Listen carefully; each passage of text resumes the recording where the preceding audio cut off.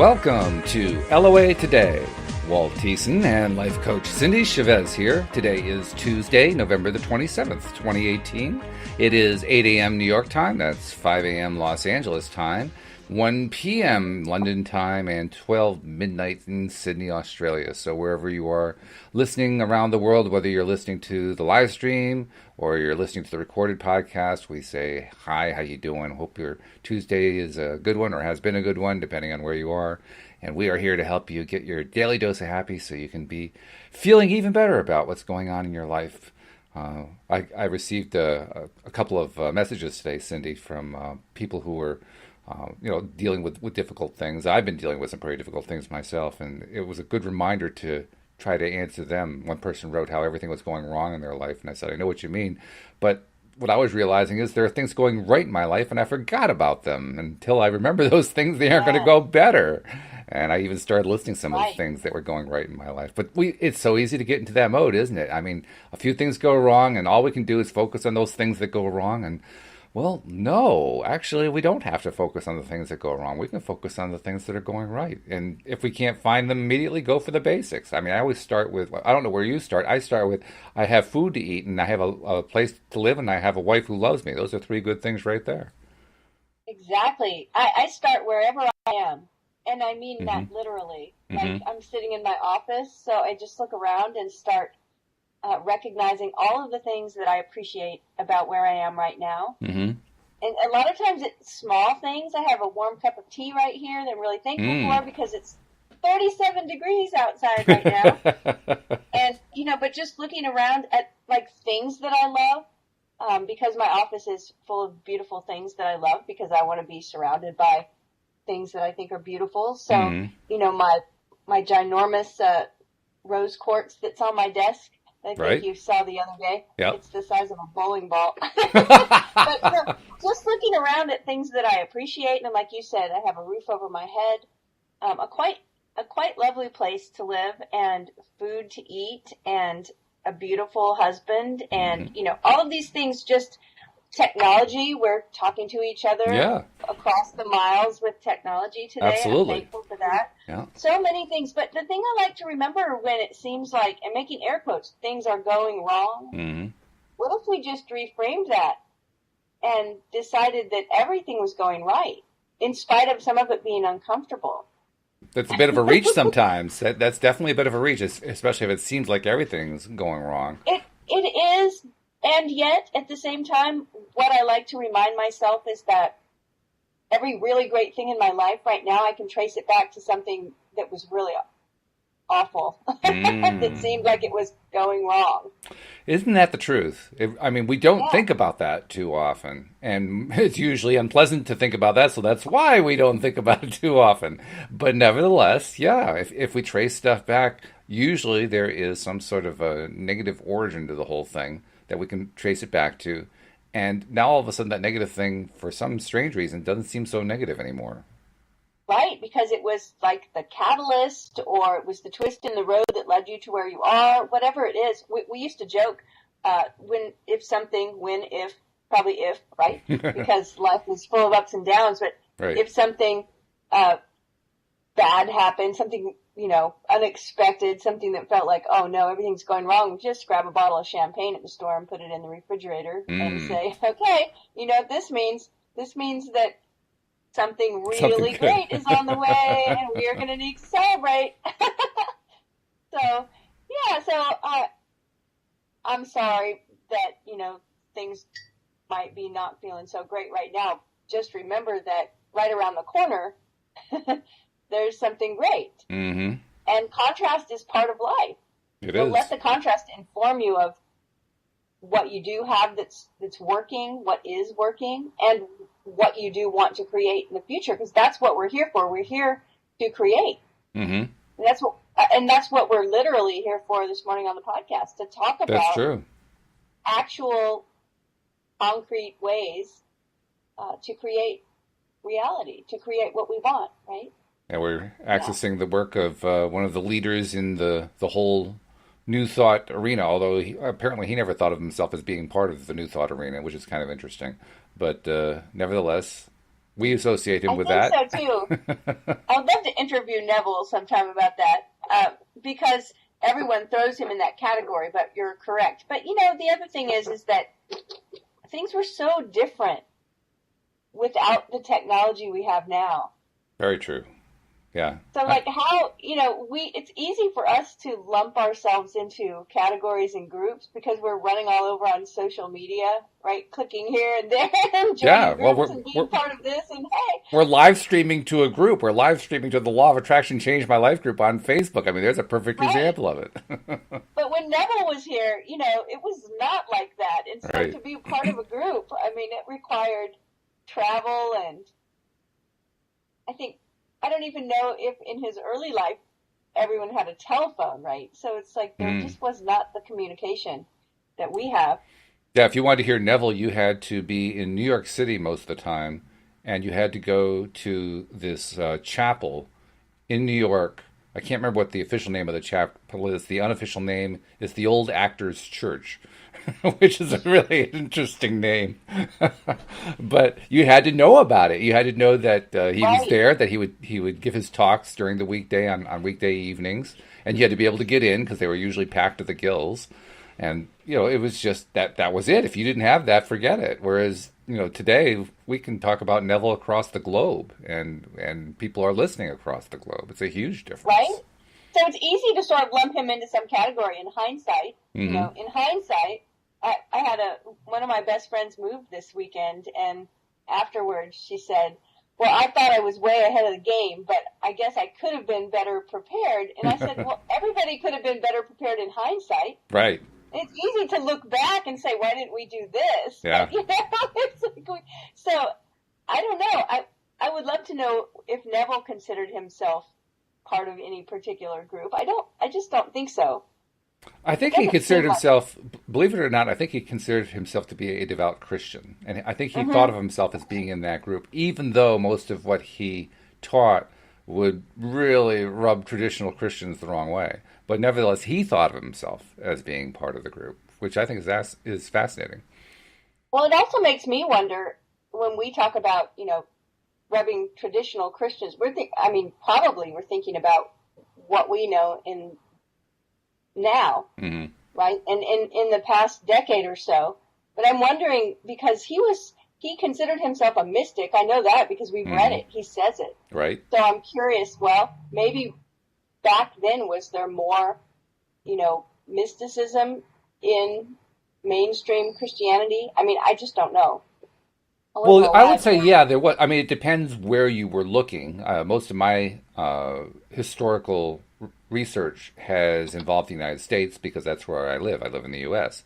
I couldn't tell you what happened globally during that period, but I can tell you, even in the U.S., it depended on where you were. If you lived out in the Midwest, basically, it was like one revival after another. People would gather together for a 2 or 3 day thing, and they'd just be preaching the gospel and baptizing people in rivers and all kinds of stuff like that. And it was almost like a religious party that went on, but it was very, very, very mystically oriented in that sense, in the sense that they were living their spiritual beliefs throughout those revivals that were being carried on.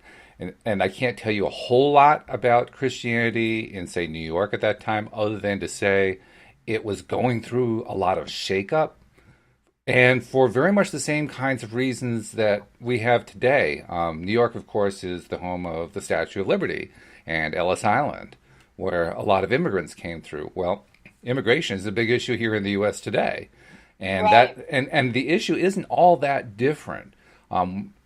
And the players aren't all that different, because you had these enormous immigrant communities in and around New York City, directly influencing the overall discussion, whereas it was more homogenous when you got out into the heartland, as it's called, the heartland of the country. That's a really good point. And knowing that Neville was from Barbados, and we know at least several times in his adult lifetime that he went back and visited, and then he's got the influence of Abdullah. Right. So there's a lot of different threads, that are weaving their way into Neville's teaching that come from different places. So it's really interesting. We talk often about all the scripture that Neville uses, and that his explanations of it are probably not mainstream. They're not the mainstream I knew of. But the thing is you were just mentioning his meetings that he had in New York were all in a church. Right. And I often wonder if that made a difference. In other words, he's in a church and he's speaking to people that were in a church, and maybe that's one of the reasons why he brought so much of that into his message. Yeah. And it's a Catholic chapel, too, which I think is really fascinating because... Oh, wow. Yeah. I mean, you can see where I'm going with that, right? Because Catholicism has a very definite take on what the Christian message and the Christian church is all about. They have a hierarchy to it, and here he is coming in and teaching stuff. I'm kind of amazed that whoever the priest or bishop was who oversaw that church, I'm kind of amazed they let him in, to be perfectly honest, because what he was teaching was really a little different from what they were teaching. Right. It's a hat tip to Neville's creative powers to open that door, right? Exactly. Yeah. I told somebody yesterday, we were talking about Neville, and I said, well, that my Neville book, my big Neville book, was probably, the answer to the question of if you were stranded on a desert island and you could only bring one book, which one would it be? I said probably this one, and they said, yeah, and then an ocean liner would show up a few days later. So I don't think you'd be stranded very long with that book. This is true. Yeah. Well, we've done well. We've covered 4 chapters already. We're moving right along in the Power of Awareness book. Yeah, we're up to chapter 5. Before we dive into to begin chapter 5, if you've got some promotions that you wanted to do. Yeah, a few messages for our listeners, the usual ones for our regular listeners. They're used to hearing them, but I hope you don't tune them out because, especially the second one, we really need you to help participate in. The first one is if you're not yet a subscriber of the podcast, we invite you to become one, and we are trying to get the links for becoming a subscriber built in almost everywhere that these podcast recordings are appearing, both in the live stream and in the recorded mode. For various reasons, we can't get them in everywhere, but wherever we can get them in, we put them in. If you look in the description of the post where you're seeing this podcast, or maybe you're not seeing it in a post, maybe you're seeing it directly in your app, we're trying to put links in there. But if you don't see a link, just go to the homepage of the website, loatoday-net. And right there on the homepage, there are 2 big icons, one for iPhone and iPad and iPod users, and one for Android users, which pretty much covers most people's usage because most people are using smartphones these days. And just click the one that's appropriate for you, and it'll walk you right through the process. And just like that, you'll be a subscriber. And once you're a subscriber, of course, all the episodes come streaming to your device every single time that we publish them. Now, once you're listening, or once you're a subscriber, make sure you listen. That's the other thing. Make sure you're actually tuning in. It doesn't do any good to be a subscriber if you're not actually listening to the episodes. And then once you listen, share the fact that you're listening on social media, because that's probably how you found it. Most likely you found it because somebody posted somewhere on social media that they were listening, and you saw it, and you clicked something, or you watched something live or whatever, and liked what you saw and became a subscriber. Well, you pass it along, right? Somebody did you a favor, do somebody else a favor, even if you don't know who it's going to be. And in that way, we help pass along to the masses the idea that they can get their daily dose of happy, and they can attract into their lives what they want to attract and get some support in doing that. And that's what we're all about here. So please subscribe, please share, please continue to listen, and also as Cindie likes to say, keep those cards and letters coming. It's like an old TV or radio cliche, but no, it's still true today. We love it. We've been getting more and more contacts from people, and very likely we'll even feature you on one of the podcasts when we address whatever it is that you're bringing up. But we love hearing from listeners, and I want to hear things like, what kinds of shows would you like us to bring on? What kind of topics would you like us to address? What's going on in your life? Have you had wonderful manifestations that have happened, or are you frustrated because it's not working out for you and you're trying to figure out what to fix, or whatever it is? Just share with us what you're doing. Lots of ways to reach us. You can do it by sending me an email directly. My email is walt@loatoday.net. You can also go through the website, loatoday.net. There's a contact page there. We have our page on Facebook, LOA Today. You can look each one of us up, all 10 of us co-hosts.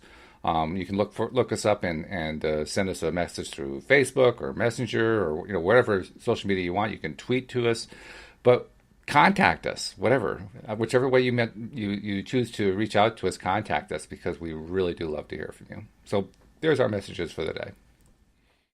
Wonderful. Yes, send us a message. We love it. It's wonderful. And I was looking. Our Twitter handle is at LOA Today Radio. Right, that's right. Yeah, I couldn't get LOA Today. Somebody had already taken that one, but I figured, well, this is kind of like radio, so let's call it LOA Today Radio.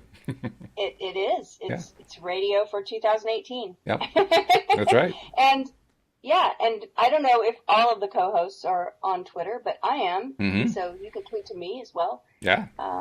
Send us messages. It's wonderful. Absolutely. Right. So you were mentioning The Truth That Sets You Free. Mm-hmm. That's the chapter title for Chapter 5 of Neville's The Power of Awareness. Mm-hmm. Every time I see The Truth That Sets You Free, I think it was Gloria Steinem's quote that said, the truth will set you free, but first it will piss you off.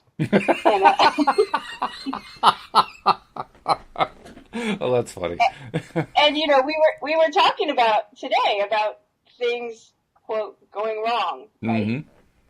And I know I've had more than one person say to me when they found out about how the law of attraction works, that they did the forehead slap, of like, oh, so I created this mess? I attracted this? That's actually the most difficult, challenging thing for me, to recognize I created whatever this mess is that I'm dealing with and not get down on myself about it. It's like, oh, God, I did it again. Oh, no. Where's my positive aspect? There's got to be one here. Right, but here's the reframe, and that is that you created it, we attracted it, whatever, we brought these situations into our life. If we will go back to, always assume positive intent, mm-hmm.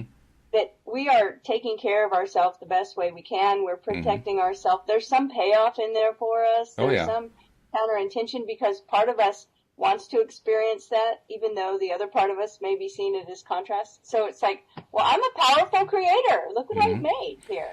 This is true. It's actually very true. We are powerful creators, and that is actually one of the best positives to take away whenever we're in a negative situation, where we just don't like what's going on. That I'm thinking of that person who contacted me. It was through the comments of one of the videos we did yesterday. In that comment, she said everything's going wrong, and I'm thinking to myself, one of the things I probably should have said was, congratulations, look at all that you have created. It may not have been what you intended to create, but you created all of that. That shows just how powerful you are. It's a good thing to remember. Even though we don't like necessarily what we've created, we did create it, and that shows our power. It demonstrates to us, because we can't deny that power. It may not be one that we like the result of, but the power is undeniable. The power is magnificent. Yeah.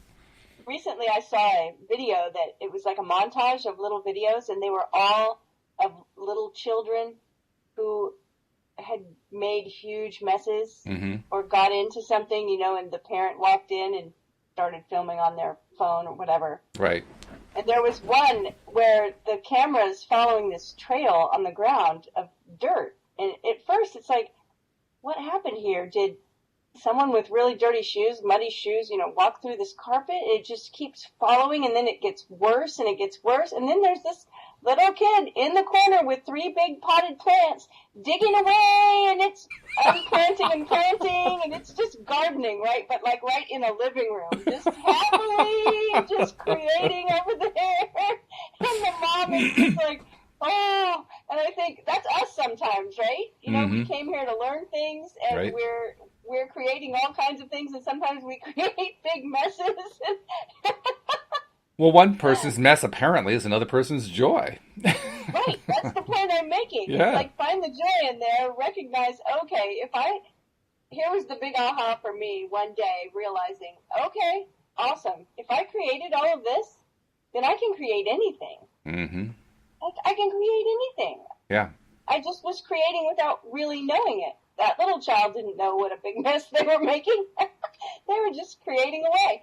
So sometimes if we'll recognize the power that we have to create and just point that focus in a different direction, and recognize that whatever we've attracted or created that has seemed painful, that has seemed so unwanted, eventually there's something that we learned in that process. There's some treasure in there that is going to be really, really valuable to us moving forward. This is true. Right. So this is it's true. all good. Yep.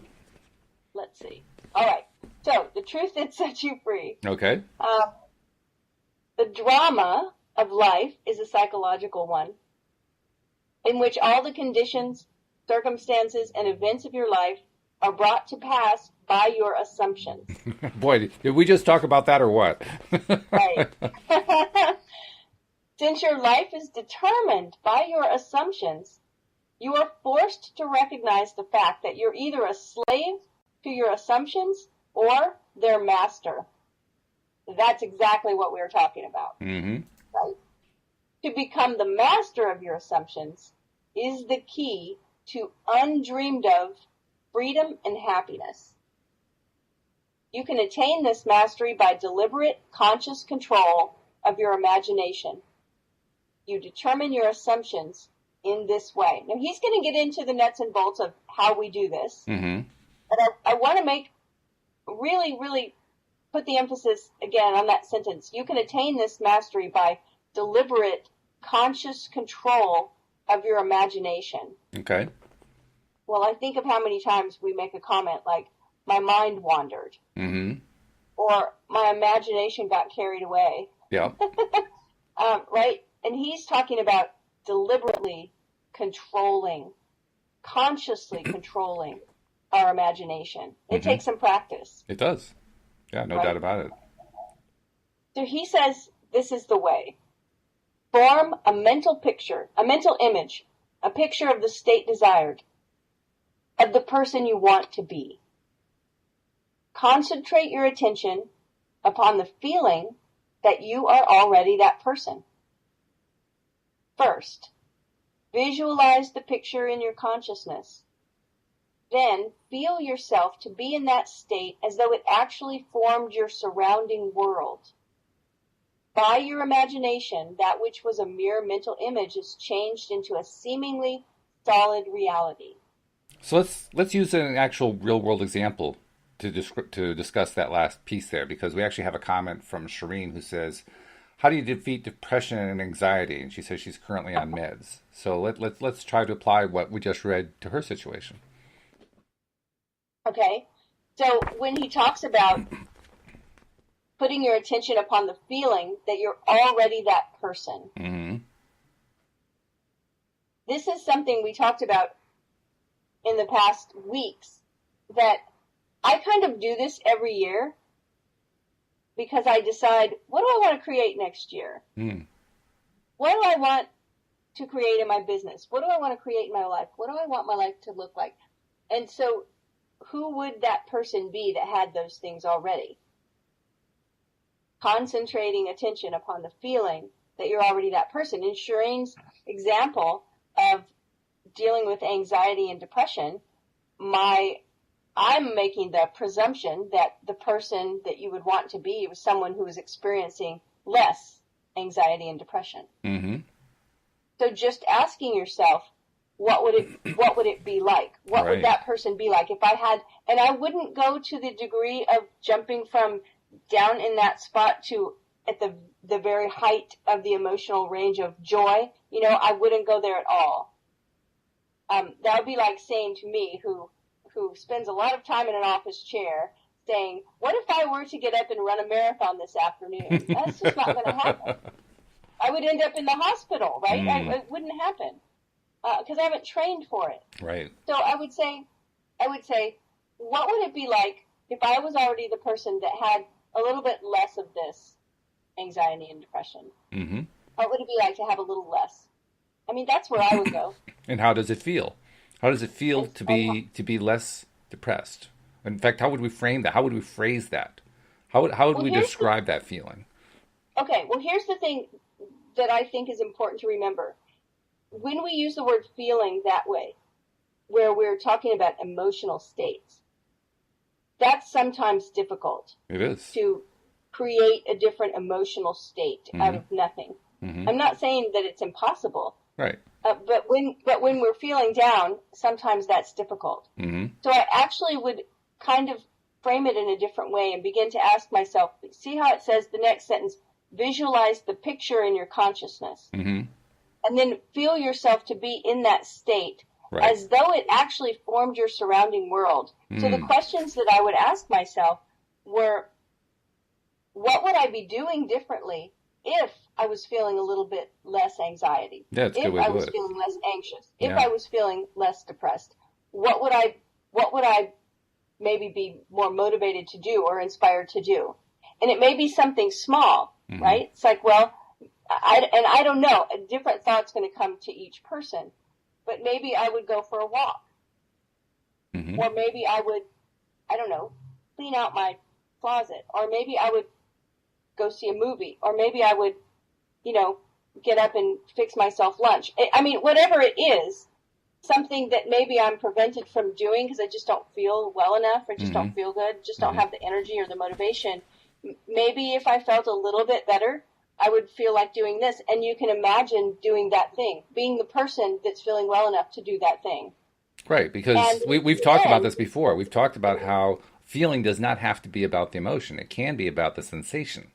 It can be about the physical touch. And that's where I'm going with that, right? Yeah. So it's like, if I were feeling up to doing that thing, what would I be feeling? And I mean literally feeling, like with my hands and feet. What sensations would be there? Maybe I would, feel some kind of tool or utensil in my hand. Or maybe I'm going for a walk and I can smell the fresh air and I can feel my feet on the ground. So I'm feeling myself to be in the state as though it's forming my surrounding world. Yep. Like I talked about the vignette I created where we were in a particular restaurant and I could hear the kind of low-level crowd chatter of the people in the restaurant around me and like the tinkling glasses and, the little sounds that you hear. And I could feel my hands on the tablecloth and what the tablecloth felt like. I could feel my feet on the floor. So all of those things don't depend on me having like this extra joyous emotion going on. They're just feelings that they're with my hands and feet and sensation, hearing things, seeing things, tasting things. So I would go there with it. I would feel yourself to be in that state as though it actually formed your surrounding world. That's how I would apply it to wanting to change that situation. And as he points out, by your imagination, that which was a mere mental image is changed into a seemingly solid reality. That's what you're describing. You're describing that new, seemingly solid reality. Right. So he goes on to say, and I hope that answered the question. Well, I think it does. By the way, I also have to do a shout out because our co-host Anne Marie is tuned in, so I want to say hello to Anne Marie because whenever hello, Anne Marie. Whenever somebody tunes, I gotta say hello, but especially if it's a co-host, So he goes on to say the great secret is a controlled imagination. Now, see, there's that word again. And the reason why I keep emphasizing it is because I want people to keep practicing, and I want to keep practicing. I want us to realize that there's mastery involved here. And so it takes practice. Yep, it certainly does. A controlled imagination and a well-sustained attention, firmly and repeatedly focused on the object to be accomplished. I like that phrase, a well-sustained attention. That is really jumping out at me these days, that kind of phrasing, because I've really begun to realize that there is a direct connection between feeling a situation in the sense that we were just talking about, not so much emotionally feeling it, but sensory feeling it, feeling the tablecloth, hearing the sounds of the restaurant, all that kind of stuff. There's a direct connection between focusing on that imagined feeling and over time, as we focus on it, emotional feelings emerging. If we're imagining, like we're Shireen and we're trying to overcome some depression and anxiety, And so one of the things we decided to do is to go take that walk, right? So we're taking the walk, and as we're taking the walk, if we're just staying in our head about feeling depressed and anxious, then it's not going to do us a whole lot of good. But if we get out of our head long enough to experience, what's going on around us, are we in nature? Are we in a city? Are we in a rural area? What are we seeing? Are we seeing trees? Are we seeing animals? What are we seeing? What are we experiencing? Are there smells in the air? And as we're experiencing this stuff, the more attention we put on that, and by more I mean longer duration, over enough period of time, we will start to feel an emotional response as well. And I don't know why this all of a sudden is making a big difference to me, but lately I've been really thinking about that fact. I don't have to have an emotional response right away. If I stick with the focus, the well-sustained attention, the emotional response will show up. And that's how I'll know that I'm spending enough time on it. Well, Neville goes on to say it cannot be emphasized too much. And I'm like, yes, exactly. Just what you're saying, because I think that sometimes the lack of emotional response is the thing that causes people to quit. Yes. Like, well, I did that and I didn't feel any different. Exactly. I did that and I still felt frustrated. I still felt down. I still felt, that's me. Hopeless. I've done that many times. Right? And it's like that, what you just said about, in Neville's words, a controlled imagination and a well-sustained attention, firmly and repeatedly focused on the object to be accomplished. Mm-hmm. It's being willing to do that in spite of the emotions that we're feeling, right? Or the lack of shift of emotions right away. Mm-hmm. Because I think we hear that a lot. Yeah. Nothing changed, so I stopped. Exactly. Well, this is the place where we don't give up. This is the place where we keep on repeatedly focusing on what we want to accomplish. And I think that recognizing that the emotional part will come. It will show up. If we give it enough attention. Just focus now on the physical sensation of your vision. And that's what I'm trying to use now. Even if you're meditating. Yeah. I'm trying to use the idea that if I focus for a greater sustained amount of time, I will eventually get an emotional response, and it's a way of keeping myself at it because I get an immediate reward out of it. Not immediate, but I get a relatively soon reward. I have my reward for sticking with it, I'm going to pay attention, I'm going to pay attention, right. I'm going to pay attention. And that makes it easier, I find, especially if I'm coming from a place like Sharina's where I'm not feeling really good at all. But when I'm in that place, I need to have that success. I mean, you talked about it, how very often if we don't get that immediate sense of success, we feel like we failed and like none of this stuff is working. Well, this is a way to help feel like it really is working because we're generating feelings that weren't there 10 seconds, 15 seconds, 20 seconds, 30 seconds, a minute ago, 2 minutes ago, whatever it was. Maybe 5 minutes ago, maybe 10, maybe it takes 15 minutes before you finally get an emotion that comes out of it. But by sticking with it, the emotion comes out and we won. We actually made progress. Well, and it may take longer. It may. I mean, we know that meditating, a lot of times a guided meditation is 20 minutes or longer. True. Yeah. Why? Because it takes us that long to get our brain waves into that meditative space. Yeah, exactly right. Keeping with it, staying with the focus on whatever it is that, your outcome is, feeling yourself into it, the emotional shift will come. Mm-hmm. I don't even think, you don't have to chase it. Right. It will come to you. Mm-hmm. Yep. Okay, so let's see where he's going here. I'm going to let you read. I have a cat I have to let out, so you read now. I'll be right back. Okay, kitty. Bye-bye. All right. Let's see. So the great secret is a controlled imagination and a well-sustained attention, firmly and repeatedly focused on the object to be accomplished. It cannot be emphasized too much that by creating an ideal within your mental sphere, by assuming that you are already that ideal, you identify yourself with it and thereby transform yourself into its image. thinking from the ideal instead of thinking of the ideal. Mm.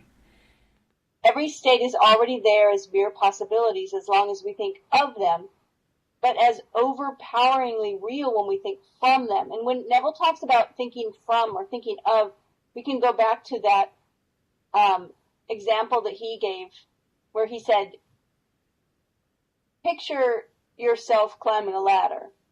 Right. He says, act like you're watching yourself climb a ladder, right? And that's thinking of the ideal. I'm watching myself, and I'm kind of over there like I'm a movie, and there I go up the ladder. But when you're thinking from the ideal, that's when he says, now imagine there's a ladder in front of you. Reach out with your hands and grab it. Start putting your feet on the rungs. Now I'm thinking from the space.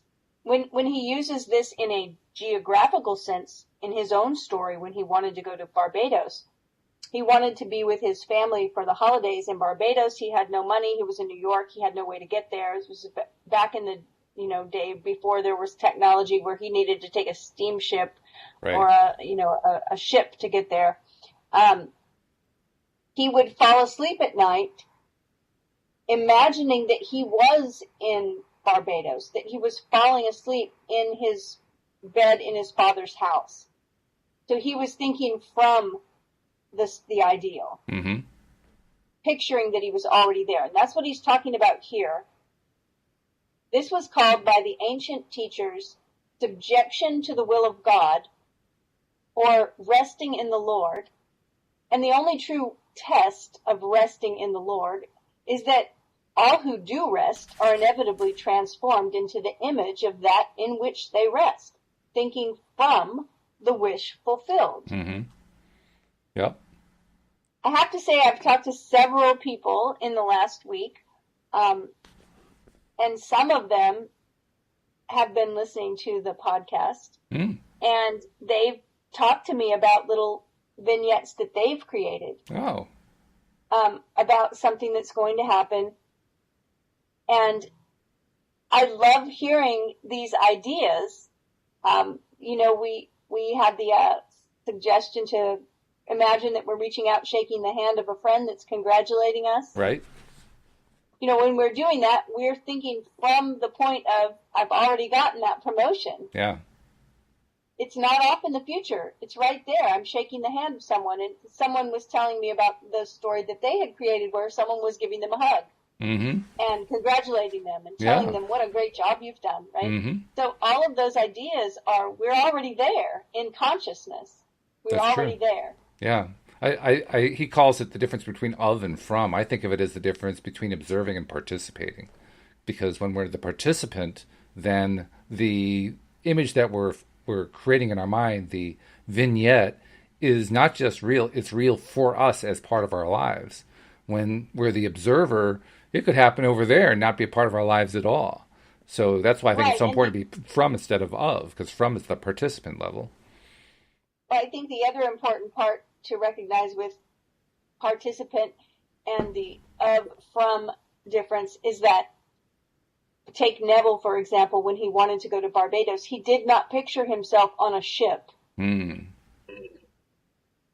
did not picture himself standing in the station waiting for a train or standing in the dock waiting for a ship. He didn't picture himself on a ship sailing to Barbados. He pictured himself in Barbados. He was thinking from the absolute outcome, from his goal. He was already there. He time traveled all the way to the place he wanted to be. That's important because if you're sitting in the station waiting for the train, and that's what your image is, you're always going to be sitting in the station waiting for the train. The train's never actually going to take you to the destination because you're constantly going to be sitting in the station waiting for the train. I think it's in one of the Neville chapters. I was reading something recently. Maybe you'll remember where it was, but it was talking about a person who said he wanted to have his hand on $1 million. I think that was the phrase, I want to get my hands, or I want $1 million in my hands. And he got a job working in a bank. Yeah. Where every day he was passing millions of dollars through his hands.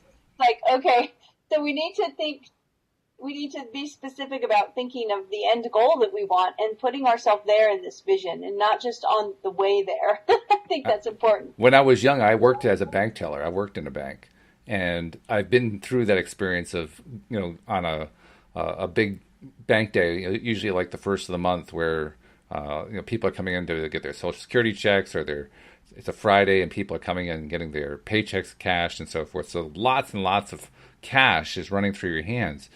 And I got to tell you, unless you take the time to actually use that experience to visualize something you want, all you end up with is just a bland experience of passing a bunch of bills back and forth.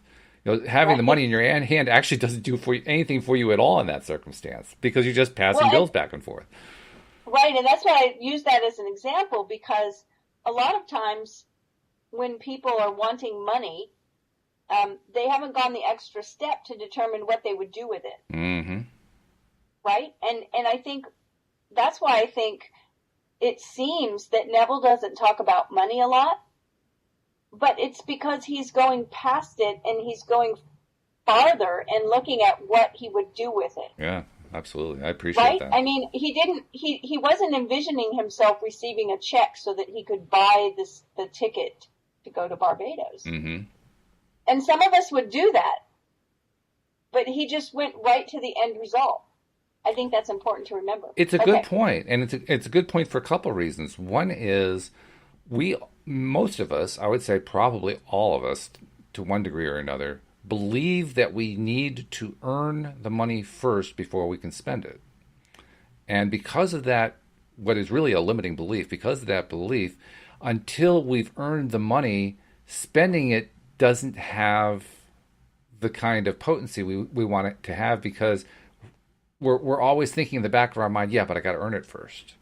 And so we don't put our full heart into it. Whereas if we can put our full heart and mind and thoughts into the joy involved in spending the money and actually arriving in Barbados to spend the holiday with your family, which is what he was trying to do in that particular case, if he had allowed himself to just spend any of that time focusing on, yeah, but I got to earn the money first, he would never have gotten it. It never would have happened. We're so many steps back when we do that. Exactly.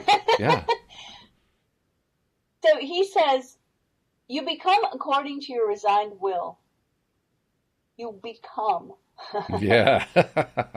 You become according to your resigned will. And your resigned will is your concept of yourself and all that you consent to and accept as true. You, assuming the feeling of your wish fulfilled and continuing therein, take upon yourself the results of that state. Not assuming the feeling of your wish fulfilled, you are ever free of the results. Yes. What we just said. That's not really the freedom that most of us want. Not really, no. Yeah. Not what we had in mind. When you understand the redemptive function of imagination, you hold in your hands the key to the solution of all your problems. That's a pretty powerful statement. Mm-hmm. The redemptive function of imagination. I love that he uses that word, because he's telling us that we can correct whatever we feel is not right. We can fix it. You're talking about redemptive. We can redeem it, yeah. Mm-hmm. Right? The function of our imagination. So that's the key to the solution of all of our problems. But we have to remember, when we go back up, that we're talking about being focused and being willing to repeat the focus over and over. The word redemptive. What was the phrase? Well-sustained attention. Well-sustained attention, that's right. The word redemptive is an interesting choice, too.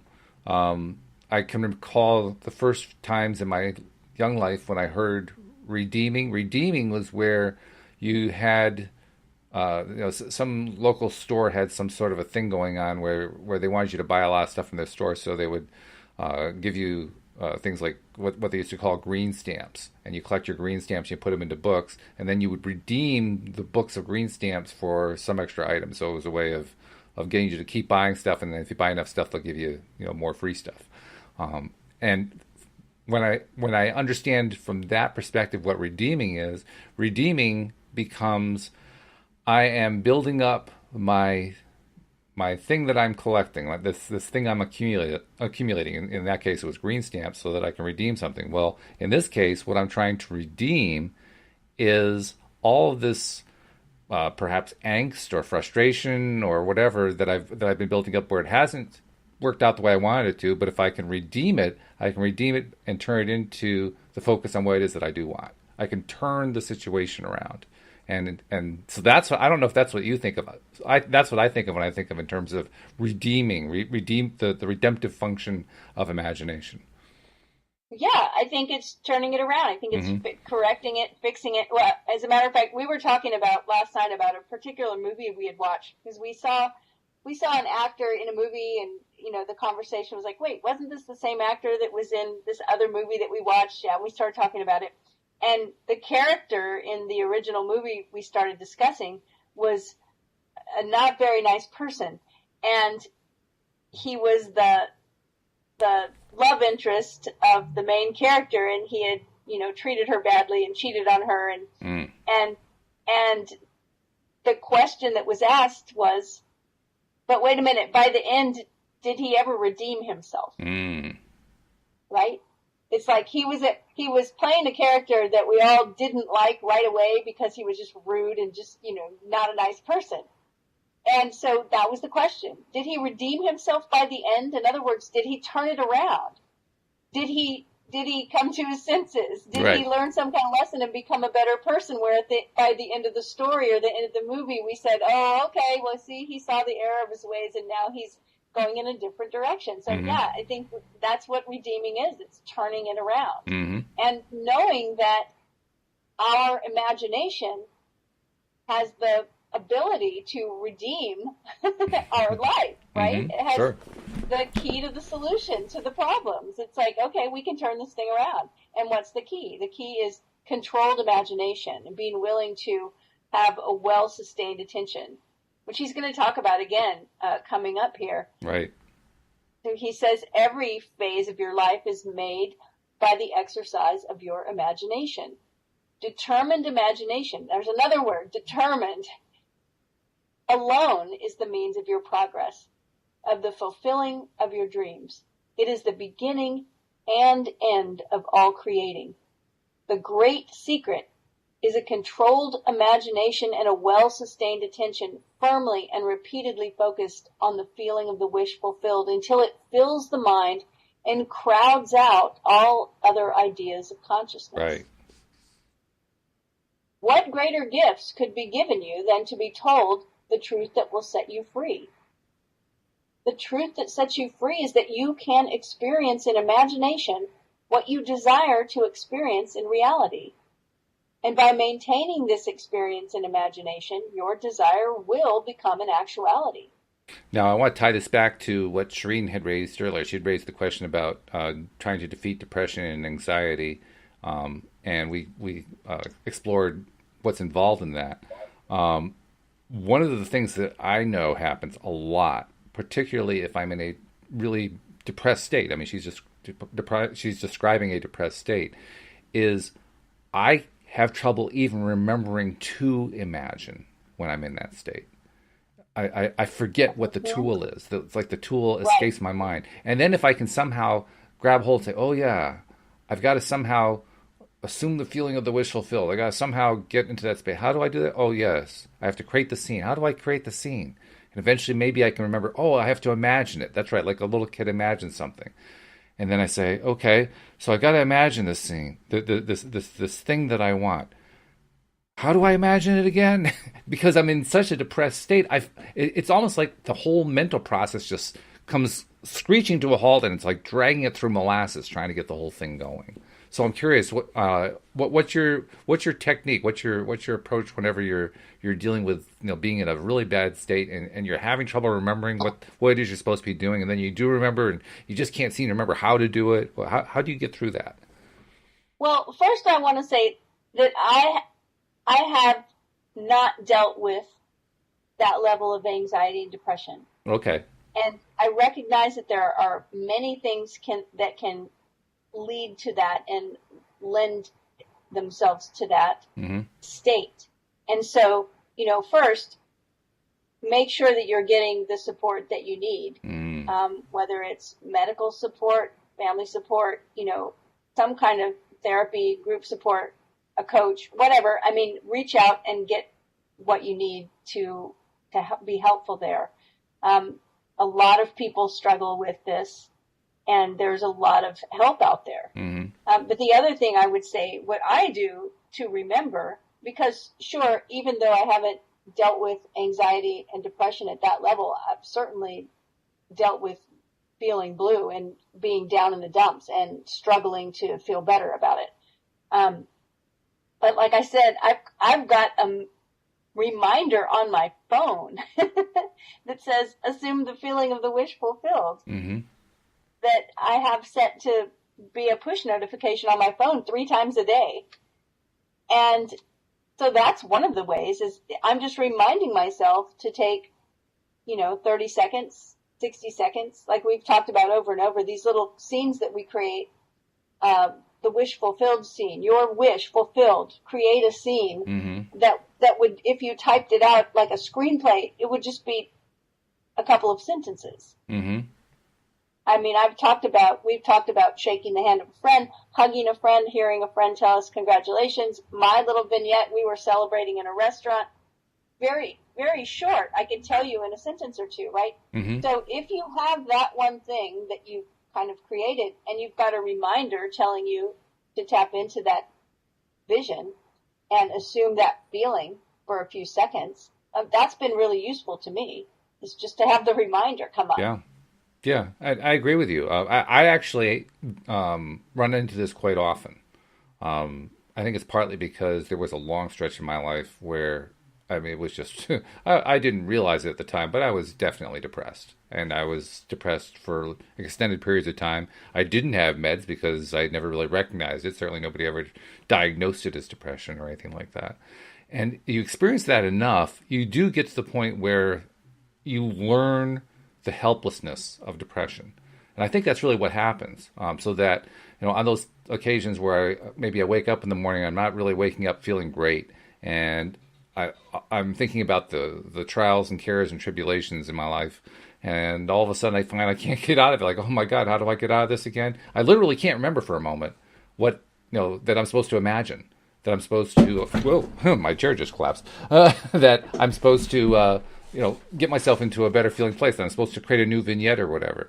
Or if I do remember, I can't remember what the vignette's supposed to be. Here I am sitting in depression. Okay, I'm supposed to create a vignette. What's the vignette of? I can't even remember what the vignette is. Right. So when you were saying that before, I was thinking, well, it reminded me of the idea of a vision board. Yep. But a vision board with, not in the maybe usual way that people make them, but a vision board in a way of thinking of an image or two that would remind you of the vignette. Yeah, sure.